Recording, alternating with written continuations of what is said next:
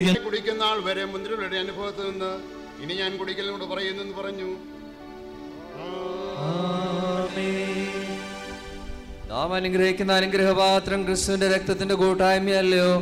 നാം നുറുക്കുന്ന അപ്പം ക്രിസ്തുവിന്റെ ശരീരത്തിന്റെ കൂട്ടായ്മയല്ലയോ? അപ്പം ഒന്നാകൊണ്ട് പലരായ നാം ഒരു ശരീരമാകുന്നു. നാം എല്ലാവരും ആ ഒരേ അപ്പത്തിൽ അംശികളാകുന്നുവല്ലോ. അങ്ങനെ നിങ്ങൾ ഈ അപ്പത്തിന്റെയും പാനപാത്രം കുടിക്കുകയും ചെയ്യുമ്പോഴൊക്കെയും കർത്താവ് വരുവോളം അവന്റെ മരണത്തെ പ്രസ്താവിക്കുന്നു.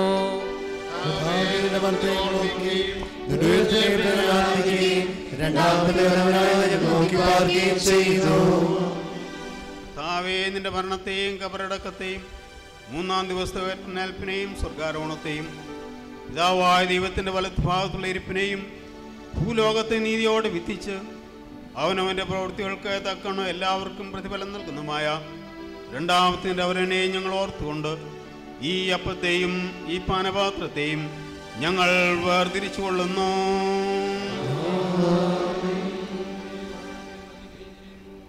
കർത്താവേ, ബലഹീനദാസരായ ഞങ്ങൾ നിന്റെ കൃപയെ നന്ദിയോടും സ്വീകരിച്ച് സകലത്തിനു വേണ്ടിയും സകലത്തെ കുറിച്ച് നിന്റെ ആർദ്രത അഭ്യർത്ഥിച്ചു കൊള്ളുന്നു. ദൈവമായ കർത്താവേ, നിന്നെ സ്തുതിക്കുകയും വാഴ്ത്തുകയും വന്ദിക്കുകയും ചെയ്യുന്നു. സർവശക്തനായ കർത്താവേ, ഈ ഗോതമ്പ് ഒരു കാലത്ത് ചെറുപ്പെട്ടിരുന്നുവെങ്കിലും ഇപ്പോഴൊരപ്പമായി തീർന്ന പോലെ നിന്റെ സഭയെ ഭൂമിയുടെ അറുതികളിൽ നിന്ന് രാജ്യത്തിൽ നീ കൂട്ടിച്ചേർക്കുമല്ലോ. ഞങ്ങളുടെ പിതാവേ, ഞങ്ങൾക്ക് വേണ്ടി കാൽവറിയിൽ ചൊരിയപ്പെട്ട ക്രിസ്തുവിന്റെ വിലയേറിയ രക്തത്തിനായും നുറുക്കപ്പെട്ട അവന്റെ വിലയേറിയ ശരീരത്തിനായും നിനക്ക് ഞങ്ങൾ സ്തോത്രം ചെയ്യുന്നു. അവയുടെ പ്രതിരൂപമായി ഇവയെ ഞങ്ങൾ ആജ്ഞാപിച്ച പ്രകാരം അവന്റെ മരണത്തെ പ്രസ്താവിക്കുന്നതിനായിട്ട് ഞങ്ങൾ ആചരിക്കുന്നു.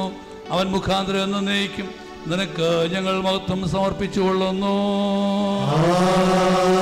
പിതാവായ ദൈവമേ, ഞങ്ങളോട് കരുണ ചെയ്യണമേ.